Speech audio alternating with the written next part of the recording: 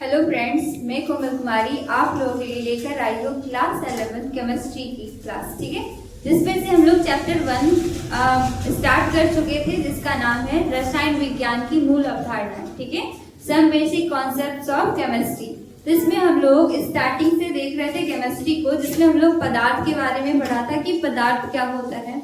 इसके बाद हम लोगों ने पढ़ा पदार्थ का वर्गीकरण, जिसको कि हम लोग दो तरीके से किए हुए हैं, दो तरीके से किया हुआ है पदार्थ का वर्गीकरण। एक है भौतिक वर्गीकरण और एक है रासायनिक वर्गीकरण। ठीक है, तो भौतिक वर्गीकरण हम लोग चर्चा कर चुके थे कि भौतिक वर्गीकरण के आधार पर पदार्थ की अवस्थाएं कितनी हैं। तो 3 है मुख्य रूप से, और टोटल कितना था? 5। मुख्य 3 कौन कौन सा था? एक था ठोस, दूसरा द्रव, तीसरा गैस। इसके अलावा हम लोग और भी पढ़े थे कि पदार्थ की जो चौथी अवस्था है वो क्या होती है?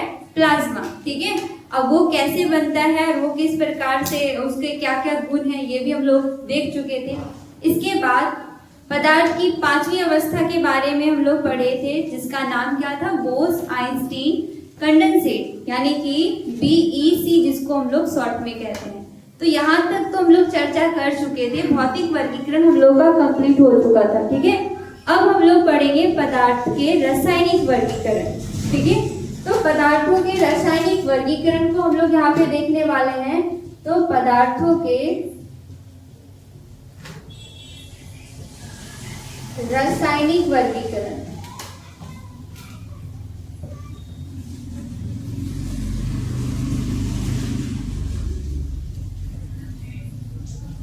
अगर रासायनिक वर्गीकरण से हम लोग देखें तो रासायनिक वर्गीकरण के हिसाब से पदार्थ के मुख्य रूप से 2 प्रकार,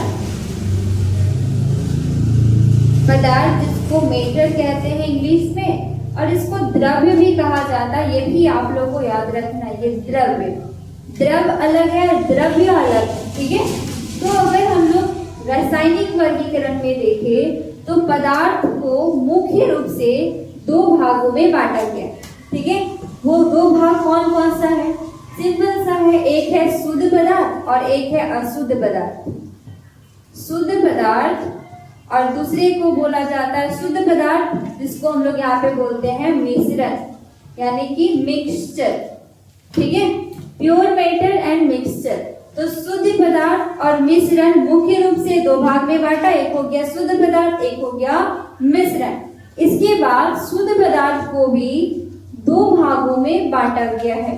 शुद्ध पदार्थ का फिर 2 प्रकार हो जाएगा। वो कौन कौन सा 2 प्रकार? एक होगा तत्व और दूसरा होगा यौगिक। एक तत्व और दूसरा क्या हो जाएगा? यौगिक। ठीक है, और इसके अलावा मिश्रण को भी 2 भागों में बांटा गया है। पहला होता है समांगी मिश्रण और दूसरा होता है विषमांगी मिश्रण। तो पहले को बोलते हैं समांगी मिश्रण और दूसरे को बोलते हैं विषमांगी मिश्रण।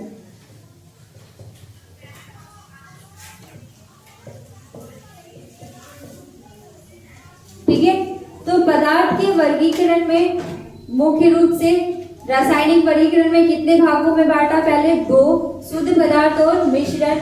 फिर शुद्ध पदार्थ 2 भागों में बांटा हुआ, एक तत्व और दूसरा यौगिक। मिश्रण भी 2 भागों में बटा हुआ, समांगी मिश्रण और विषमांगी मिश्रण। इसके बाद अगर देखें तो तत्व में भी 3 प्रकार का है। तत्व को भी फिर 3 भागों में बांट दिया गया है। वो कौन कौन सा? पहला धातु, दूसरा है अधातु और तीसरा है उपधातु।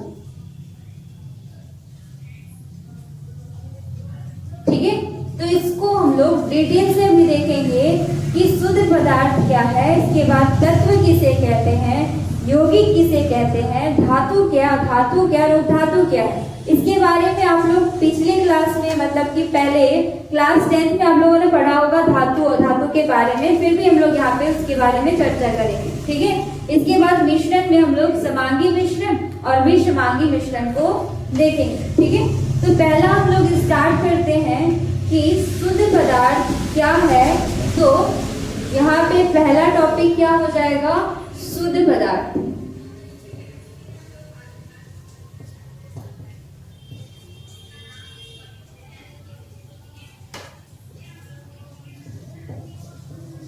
Pure matter.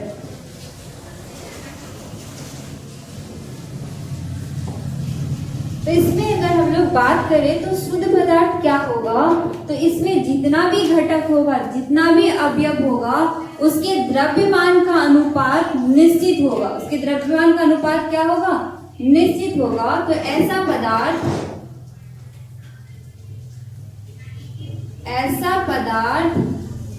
जिसके घटकों के द्रव्यमान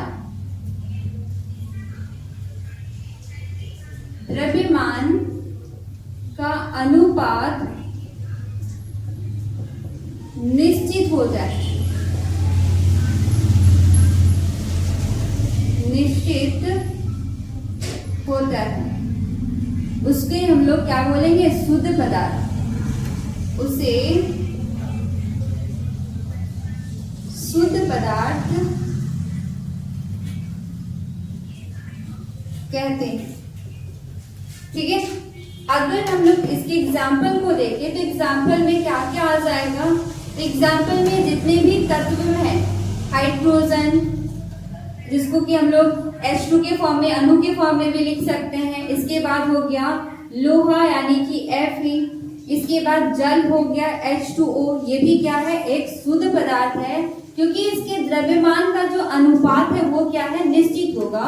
यहाँ पे अगर देखें तो ये जो अकेला है, यहाँ पे हाइड्रोजन जिसका द्रव्यमान होता है 1, और यहाँ पे 2 हाइड्रोजन का 2 परमाणु है, तो टोटल हो गया 2। और यहाँ पे अगर ऑक्सीजन का देखें तो ऑक्सीजन का द्रव्यमान होता है 16।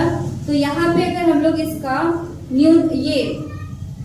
इसको कटा देते हैं, यहाँ पे हो जाएगा 1 और यहाँ पे हो जाएगा 8, यानी कि इसका जो अनुपात आ रहा है 1:8। तो जल चाहे कहीं का भी हो, उसका जो द्रव्यमान का अनुपात होगा वो होगा 1:8। तो जल इसलिए क्या है, एक शुद्ध पदार्थ है। इसके अलावा और भी एग्जाम्पल देखें तो यहाँ पे हो जाएगा चीनी, नमक, ये सभी क्या है, एक शुद्ध पदार्थ है। ठीक है, तो अब हम लोग देखेंगे कि शुद्ध पदार्थ को भी 2 भागों में बांटा, पहला तत्व, दूसरा यौगिक। तो इसके पहले टाइप के बारे में देखेंगे हम लोग कि तत्व क्या होता है। ठीक है, तो यहां से हम लोग इसको देखने वाले हैं।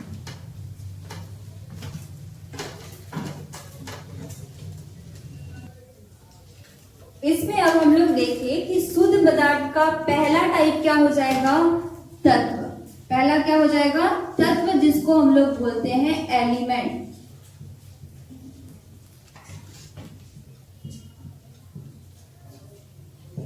ठीक है, ये तत्व क्या होता है, तो तत्व एक प्रकार का शुद्ध पदार्थ है। क्या है, शुद्ध पदार्थ है, जो कि एक ही प्रकार के परमाणु से बना होता है। एक ही प्रकार के परमाणु से मिलकर के बना होता है, उसको हम लोग क्या बोलेंगे, तत्व। ठीक है, तो हम लोग इसका डेफिनेशन यानी परिभाषा लिख सकते हैं कि ऐसा शुद्ध पदार्थ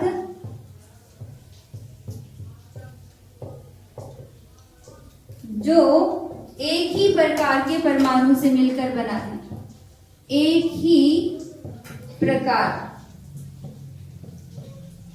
के परमाणु से मिलकर बना होता है।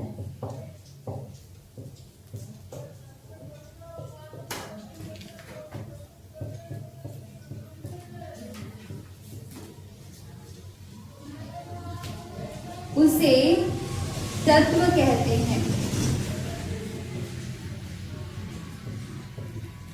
ठीक है, एक ही प्रकार के परमाणु से कहने का मतलब क्या हो गया, तो हम लोग अगर बात करें H2 की, तो H2 में हाइड्रोजन का 2 परमाणु है, यानी हाइड्रोजन का एक परमाणु और हाइड्रोजन का दूसरा परमाणु मिलकर के क्या बना लेता है, H2, यानी हाइड्रोजन का एक अणु बना लेता है। तो यहाँ पे एक ही प्रकार का परमाणु है, तो H2 भी क्या होगा, एक तत्व होगा। इसके अलावा अगर हम लोग और एग्जाम्पल देखें तो जितने भी धातु और धातु उपधातु हैं, सभी क्या है, तत्व। धातु आप लोगों ने पहले भी पढ़ा होगा, सोडियम क्या है, एक धातु है। आयरन क्या है, एक धातु है। इसके अलावा हम लोग क्लोरीन का लिखे, क्लोरीन क्या है, एक और धातु है। ऑक्सीजन क्या है, एक और धातु है। तो अगर Cl2 भी लिखा हुआ है क्योंकि यहाँ पे क्लोरीन दोनों एक जैसा ही तो परमाणु है, एक ही प्रकार के परमाणु का बात हो रहा है। तो क्लोरीन का यहाँ पे 2 परमाणु है, यानी अगर क्लोरीन का बात करें तो यहाँ पे एक अणु है, दोनों परमाणु एक जैसा है, तो ये भी क्या होगा, एक तत्व होगा। ऑक्सीजन लिखे या फिर O2 लिखे तो भी ये क्या होगा, एक तत्व होगा। ठीक है, इसके अलावा हम लोग और भी एग्जाम्पल लिख सकते हैं। पोटेशियम हो गया, मैग्नीशियम हो गया, ये सभी क्या है, तत्व, ठीक, जो कि एक ही प्रकार के परमाणु से मिलकर के बना होता है। दूसरा, अगर हम लोग आगे इससे आगे अगर हम लोग बात करें तो तत्व को 3 भागों में बांटा गया। तत्व को कितने भागों में बांटा गया है, 3 भागों में बांटा गया है।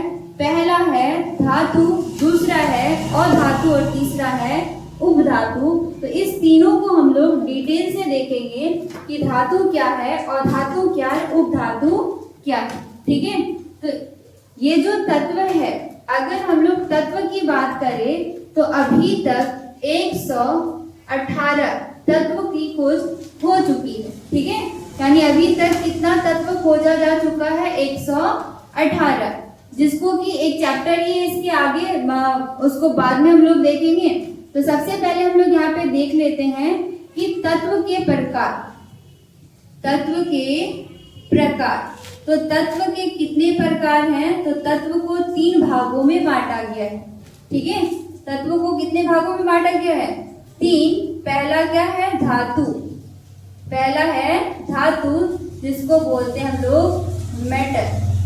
ठीक है, दूसरा है अधातु जिसको हम लोग बोलते हैं नॉन मेटल।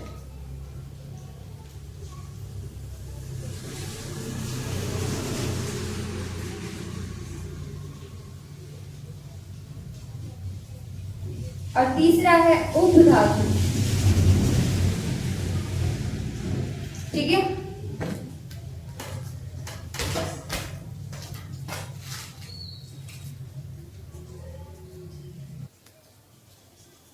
हाँ, अब हम लोग देखेंगे तत्व के प्रकार। तो तत्व के 3 प्रकार हैं, धातु, अधातु और उपधातु। धातु को इंग्लिश में बोलते हैं मेटल, अधातु को नॉन मेटल और उपधातु को बोलते हैं मेटलॉइड्स। ठीक है,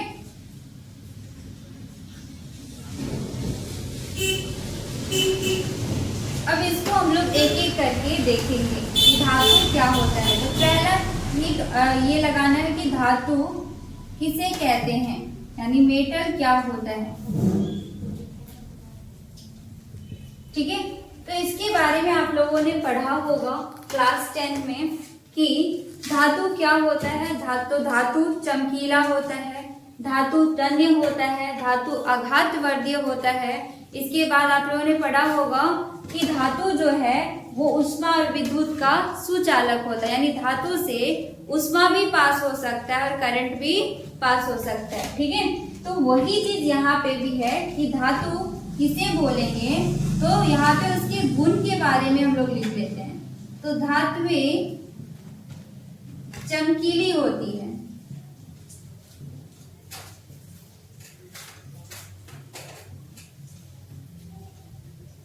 दूसरा अगर इसके बारे में बात करें तो यह आघातवर्धीय और तन्य होती है।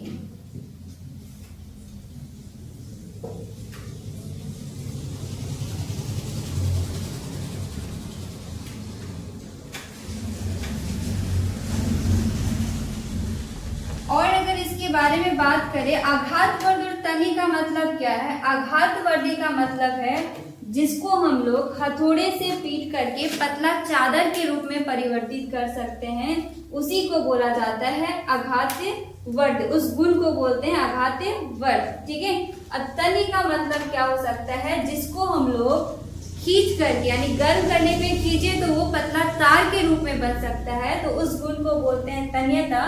तो धातु से क्या होता है कि धातु से पतला चादर जैसे कि चदरा वगैरह हो गया, ठीक है, जैसे लोहा का गेट वगैरह हो गया, तो वो कैसे बना हुआ है, तो उसको गर्म करके पीटा जाता है ताकि कि वो फैले, तो उसी गुण को बोलते हैं आघातवर्धीय। और जो वायर है, जो तार है, वो भी तो धातु से बना होता है, तांबा का वायर हो गया, तो वो चीज उसी को बोलते हैं हम लोग तन, ठीक है।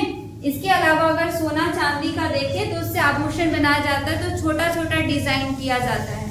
तो वो डिजाइन कैसे बना पाते हैं, तो इसी गुण के कारण, तन्यता गुण के कारण, यानी गर्म करने पे उससे अगर हम लोग खींचे तो वो पतला तार के रूप में बनते जाएगा, ठीक है। तीसरा अगर देखें तो सामान्यतः सारा धातु जो है वो ठोस अवस्था में होता है और एक को छोड़ करके, और वो अपवाद कौन है, तो पारा, ठीक है। तो वो अपवाद वाला तो याद रखना है, बाकी सारा धातु किस अवस्था में होगा, तो ठोस अवस्था में। तो यहाँ पे हम लोग लिखेंगे कि सामान्यतः सभी धातुएं ठोस होती हैं, सभी धातुएं ठोस होती, ठीक है। इसके आगे अगर हम लोग देखें तो धातु क्या होता है, और यहाँ अपवाद में भी लिख लेना कि अपवाद में क्या आता है। तो अपवाद में देखें तो पारा जो किस अवस्था में होता है, तो द्रव अवस्था में होता है, ठीक है। बाकी सारा धातु किस अवस्था में होगा, तो ठोस में।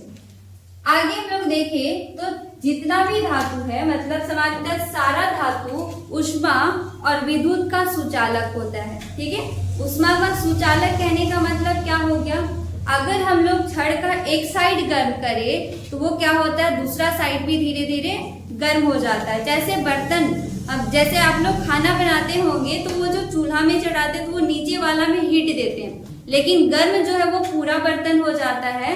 तो उससे क्या पता चलता है कि वो धातु का बना हुआ बर्तन होता है, ठीक है। तो वो जो बर्तन है वो नीचे हीट दिए लेकिन ऊपर भी गर्म हो गया, तो वो किसके कारण, तो वो धातु का बना बर्तन से क्या हो रहा, उष्मा पास हो रहा है, तो उसी को बोलते हैं कि उष्मा का क्या होता है, सुचालक होता है। इसके अलावा जो तार है वो भी धातु का बना होता है, और वो धातु का क्यों बना होता है, क्योंकि उससे करंट पास हो सकता है, ठीक है। तो ये जो है धातु वो उष्मा और विद्युत का कुचालक होता है, सुचालक होता है, या उष्मा और विद्युत का, उष्मा और विद्युत का सुचालक होता है,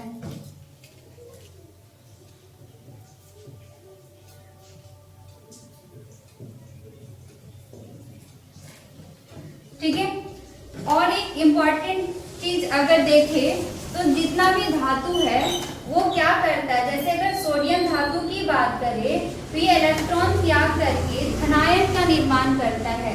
तो सोडियम के पास टोटल 11 इलेक्ट्रॉन होता है, यानी इसका परमाणु संख्या 11 है, तो अभी इसके पास 11 इलेक्ट्रॉन है, और इसका इलेक्ट्रॉनिक विन्यास कर दे तो हो जाएगा 2 8 1। तो सबसे लास्ट में जो एक इलेक्ट्रॉन है, अष्टक फॉलो करने के लिए एक इलेक्ट्रॉन को क्या करता है, त्याग कर देता है, किसी को दे देता है। तो और ये क्या कर लेता है, जब इलेक्ट्रॉन किसी को देता है तो वहां पे बनता है धनायन, यानी कि पॉजिटिव चार्ज। तो ये जो Na+ है, ठीक है, ये धनायन बनाने की जो प्रवृत्ति है वो किसमें होता है, धातु में होता है। तो धातु क्या करता है, इलेक्ट्रॉन का त्याग करके धनायन का निर्माण करता है। तो धातुएं इलेक्ट्रॉन का त्याग कर, इलेक्ट्रॉन खोकर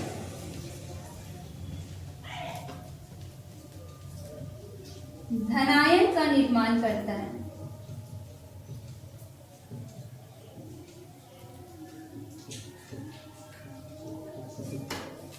ठीक है, एग्जाम्पल में आप लोग लिख सकते हैं धातु कौन कौन सा होगा, तो लोहा हो गया धातु, ठीक है, कॉपर हो गया धातु, सोडियम हो गया धातु, पोटेशियम हो गया धातु, ठीक है। इसके अलावा देखें तो मैग्नीशियम हो गया धातु, एल्युमिनियम हो गया धातु।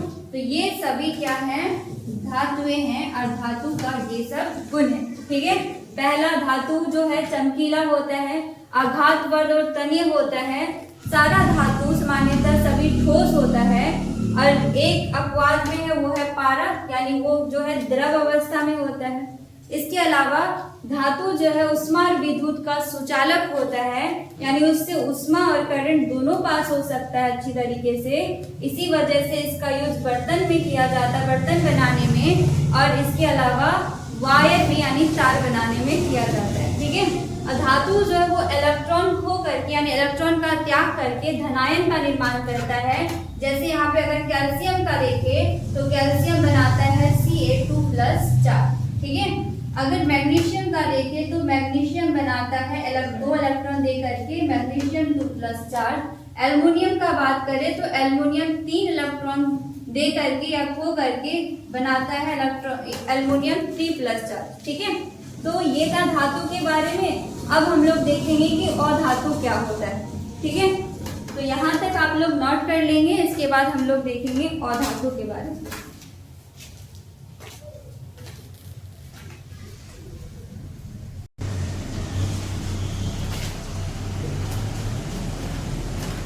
अब हम लोग यहाँ पे देखेंगे आगे कि अधातु क्या होता है। ठीक है। तो अधातु के बारे में हम लोग अब देखने वाले हैं, जिसको इंग्लिश में बोलते हैं नॉन मेटल।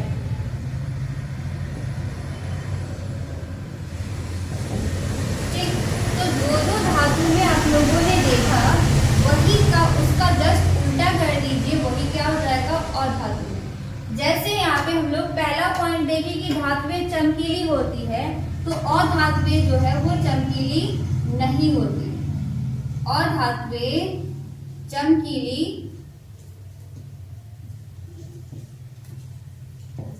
नहीं होती है, लेकिन अपवाद में हीरा है इसमें। ठीक है। दूसरा पॉइंट देखें तो यहाँ पे दूसरा पॉइंट क्या लिखे कि आघात पर जो तन्य होती है धातु में, तो इसका जस्ट उल्टा कर देना कि अधातु आघात पर और तन्य नहीं होता है।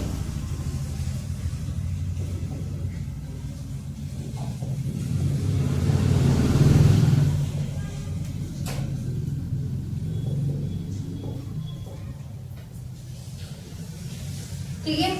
तीसरा पॉइंट देखिए तो वहां पे है कि ये जो है सारा धातु ठोस अवस्था में होता है, लेकिन यहाँ पर अगर हम लोग देखें तो ये सारा धातु क्या होता है, सामान्यतः ठोस।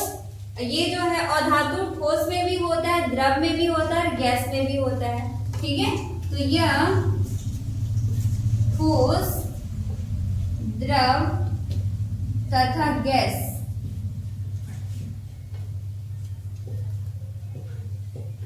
तीनों में होता है।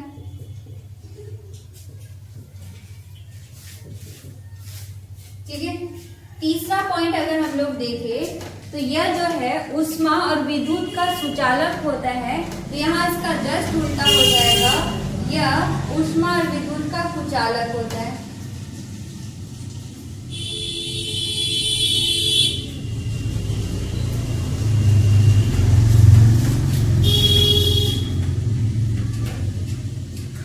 कुचालक होता है, यानी अधातु से ना ही करंट पास हो सकता है और ना ही हीट पास हो सकता है। लेकिन अपवाद में विद्युत का सुचालक में देखें तो अपवाद में कौन है, तो वो है ग्रेफाइट। है तो अधातु लेकिन इससे करंट पास होता है, यानी वो विद्युत का सुचालक होता है। तो अपवाद में है ग्रेफाइट। ठीक है। इसके आगे हम लोग देखें तो यहाँ पे लिखे कि ये जो धातु जो इलेक्ट्रॉन खो करके यानी इलेक्ट्रॉन का त्याग करके धनायन बनाता है, लेकिन अधातु जो है वो इलेक्ट्रॉन ले करके और इलेक्ट्रॉन लेने वाला के पास कौन सा चार्ज आता है, तो वो है ऋण आयन यानी नेगेटिव चार्ज आता है। तो यहाँ पे हम लोग लिख सकते हैं कि अधातुएं इलेक्ट्रॉन लेकर ऋणायन का निर्माण करती है।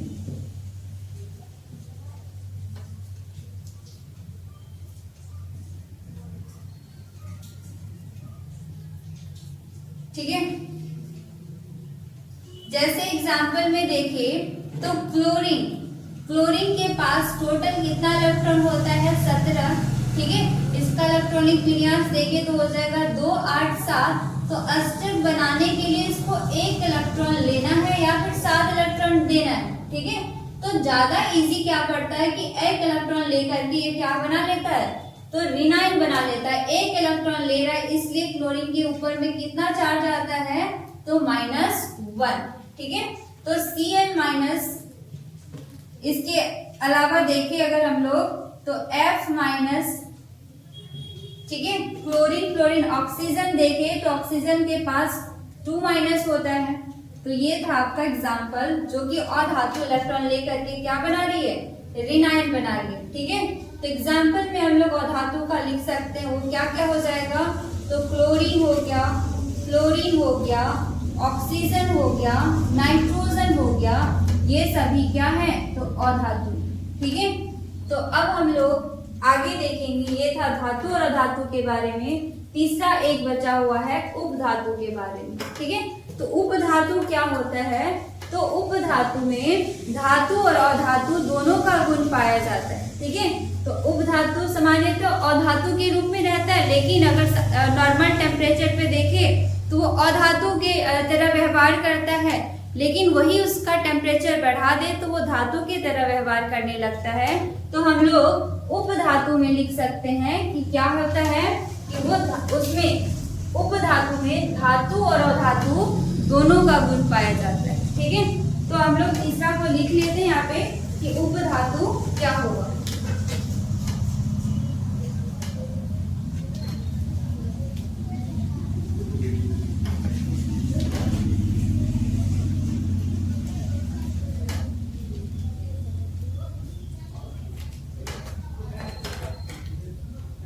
तीसरा लिखेंगे हम लोग उपधातु,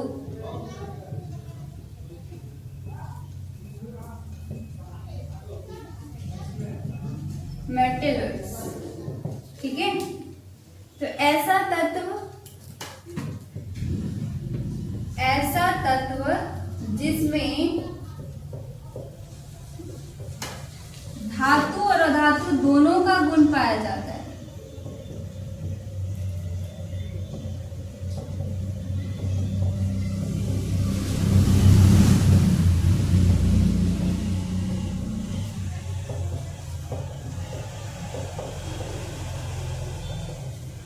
ठीक है, उसको हम लोग बोलेंगे उपधातु। जैसे में क्या क्या आ जाएगा,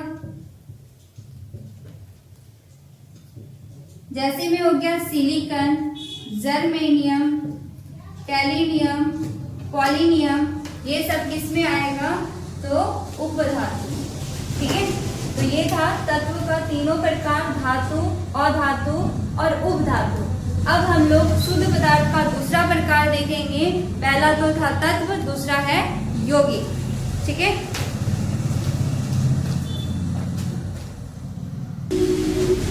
अब हम लोग आगे देखेंगे शुद्ध पदार्थ का दूसरा प्रकार। पहला तो था तत्व, दूसरा है यौगिक, ठीक है। तो शुद्ध पदार्थ का दूसरा प्रकार पढ़ने वाले हम लोग यौगिक के बारे में।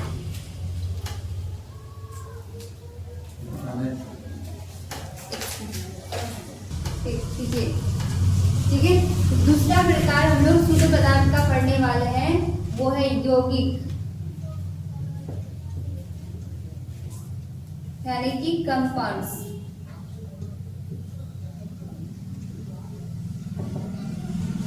तत्व क्या था, जो कि एक ही प्रकार के परमाणु से मिलकर बना होता था, उसको हम लोग तत्व कहते थे। अब यहाँ पे है यौगिक। तो यौगिक किसे बोलेंगे, तो यौगिक दो या दो से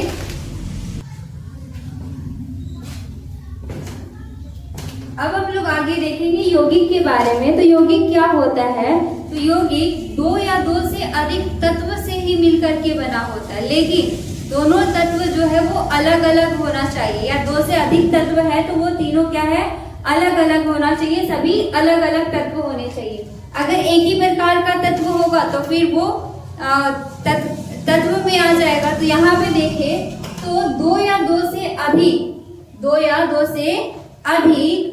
अलग अलग तत्व से मिलकर के बना हुआ होता है, तो उसको हम लोग बोलते हैं यौगिक। और यौगिक भी क्या है, एक शुद्ध पदार्थ है। जैसे अगर हम लोग जल की बात करें तो जल का सूत्र क्या होता है, H2O, ठीक है, H2O। तो यहाँ पे और एक चीज याद रखना है, यही चीज इंपॉर्टेंट है कि अनुपात जो है उसका निश्चित होना चाहिए, तत्वों का अनुपात निश्चित होना चाहिए, यानी निश्चित अनुपात में अगर 2 या 2 से अधिक तत्व मिला हुआ है तो वो जो बनेगा वही क्या होगा, यौगिक। तो यहाँ पे अनुपात, निश्चित अनुपात का मतलब क्या हो गया, तो अगर हम बात करें जल जिसका सूत्र होता है H2O, तो यहाँ पे हाइड्रोजन का द्रव्यमान देखें तो हाइड्रोजन का द्रव्यमान होता है 1 और यहाँ पे 2 हाइड्रोजन है तो इसका द्रव्यमान हो गया 2। और इसके अलावा ऑक्सीजन की बात करें तो ऑक्सीजन का द्रव्यमान होता है 16 और यहाँ पे एक ही ऑक्सीजन पे हो गया 16, ठीक है। तो इसको हम लोग न्यूनतम यानी सरलतम रूप में कर लेते हैं, कटा करके ये हो जाएगा 1 और ये हो जाएगा 8। तो इसका जो अनुपात है वो क्या है, 1:8। तो जल किसी भी स्रोत से आप प्राप्त करें उस जल में हाइड्रोजन और ऑक्सीजन का अनुपात क्या होगा, 1:8 ही रहेगा, ठीक है। तो यही चीज यहाँ पे यौगिक बनने में लागू होता है कि 2 या 2 से अधिक तत्व मिल करके, 2 या 2 से अधिक तत्व निश्चित अनुपात में मिलता तो है, मिलकर के यौगिक तो बनाता है, लेकिन किसमें, निश्चित अनुपात में, ठीक है। तो उसी चीज को हम लोग यहाँ पे लिखने वाले हैं कि ऐसा शुद्ध पदार्थ, यौगिक है लेकिन ये क्या है, ऐसा एक शुद्ध पदार्थ है। तो ऐसा शुद्ध पदार्थ जिसमें 2 या 2 से अधिक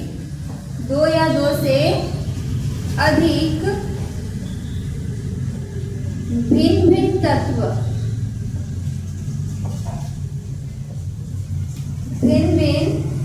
तत्व निश्चित अनुपात में मिलकर के, निश्चित अनुपात में मिलकर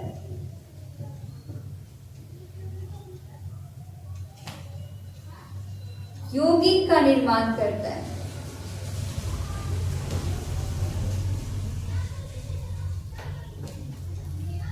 मिलकर एक नया पदार्थ बनाता है, उसी को हम लोग यौगिक कहते हैं।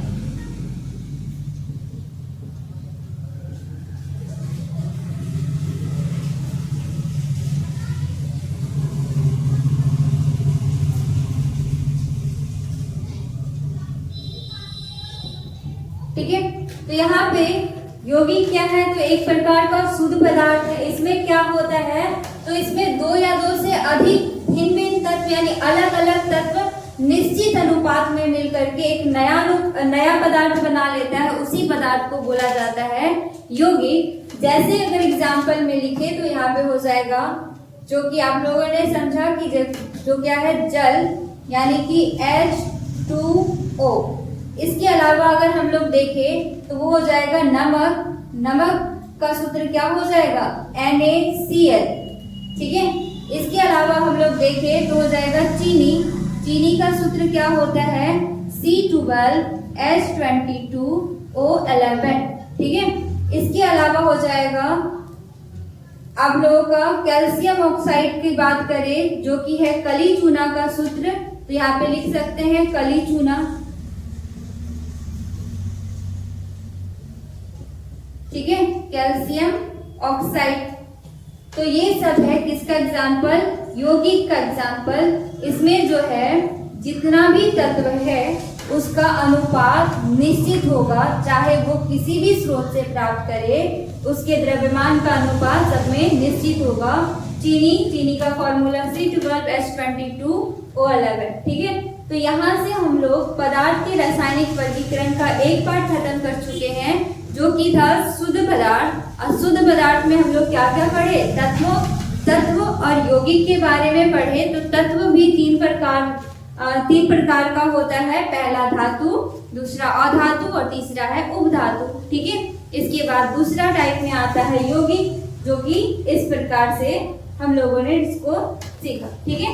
तो आगे आप लोगों को जिस भी टॉपिक में प्रॉब्लम है तो आप लोग कमेंट कीजिएगा कि ये समझ में नहीं आया या फिर कुछ समझ में ना आया तो, ठीक है। और आप लोग प्रॉपर नोट्स के बनाते हुए आप लोगों को पढ़ाई करना है, ठीक है। और अगर वीडियो पसंद आए तो लाइक भी कीजिएगा, सब्सक्राइब भी कीजिएगा, ठीक है, ताकि जो भी आगे आप लोगों को वीडियो दिया जाएगा तो वो उसका जो नोटिफिकेशन है आप तक टाइम पे पहुंच जाएगा, ठीक है। तो आप लोग रेगुलर इसी तरीके से हमारे साथ जुड़े रहने के लिए चैनल को लाइक और सब्सक्राइब कर दीजिएगा, ठीक है।